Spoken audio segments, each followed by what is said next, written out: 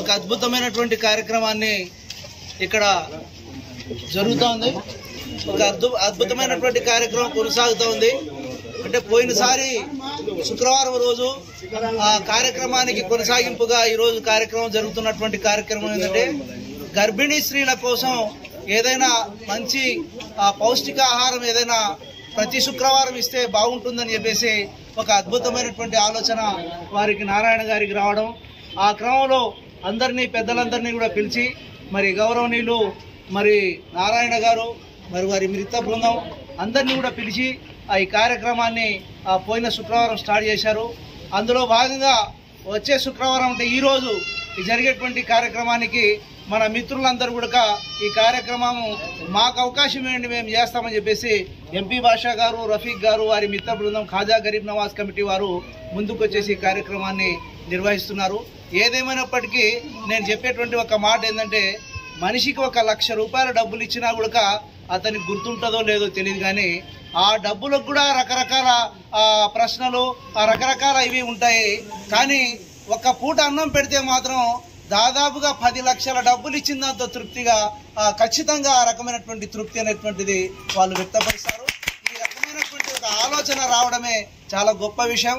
పైగా ఎక్కడెక్కడి నుంచో చాలా పెద్ద హాస్పిటల్ ఇది, ఎక్కడెక్కడి నుంచో గర్భిణీ స్త్రీలందరూ కూడా వాళ్ళు వస్తారు. ఈ శుక్రవారంతో కాకుండా ప్రతి శుక్రవారం కూడా ఈ కార్యక్రమాన్ని నిర్వహించాలనేటువంటి ఒక పెద్ద తలంపు వారు తీసుకొని వచ్చినందుకు మీ అందరి తరపున గట్టిగా చప్పట్లతో వారికి మనస్ఫూర్తిగా నేను ధన్యవాదాలు తెలియజేస్తున్నాను. గౌరవనీయులు నారాయణ గారు ఈ విషయం గురించి 2 మాటలు మాట్లాడుతుందిగా నేను కోరుతున్నాను. ఈరోజు పోయిన శుక్రవారం మన జయరామన్న ఆదేశాల మేరకు ఆలూరులో ఎట్లయితే మన గర్భిణీ స్త్రీలకి మా వదిన త్రివేణి, మా పెద్దమ్మ శారదమ్మ పేరు మీద అక్కడ కూడా ఇదే పద్ధతిలోనే మేము భోజనాలు ఏర్పాటు చేయడం జరిగింది. అదేవిధంగా నేను కూడా జయరామన్నకి మా గుత్తి హాస్పిటల్కి ఎక్కడి నుంచో వస్తుంటారు అక్కల్లో చెల్లెళ్ళంతా, వాళ్ళకి టయానికి భోజన వసతి కల్పిస్తే ఆరోగ్యమైన బాగుంటుందనే ఉద్దేశంతో అన్నకు చెప్పడంతో అన్న ఉండి ఆలోచించుకోకుండా ఫస్ట్ మొదలుపెట్టని చెప్పడం జరిగింది.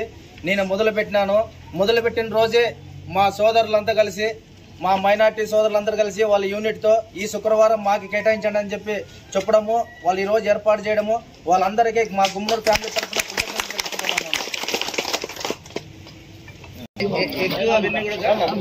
పక్కన పెట్టేసి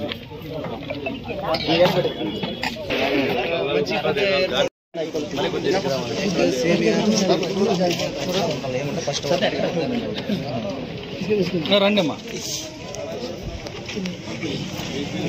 అక్కడ చెప్పండి సిస్టర్లకు గర్భిణీ స్త్రీలు ఉంటే రమ్మన్నాడు, అందరినీ రమ్మనండి, పేషెంట్ అందరినీ రమ్మని ఎందుకంటే కూడా సరిపోతారు, ఏమి ఇబ్బంది చెప్పి అందరూ కూడా భోజనం చేయడానికి ఏర్పాటు చేస్తారు. సాంబార్ మళ్ళీ పప్పు లాస్ట్ లో పెట్టేసి బాగా తృప్తికరంగా ఇవి వేసుకో.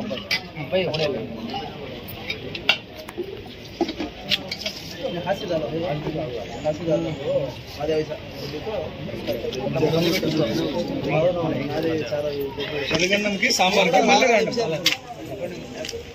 చదువుతున్నా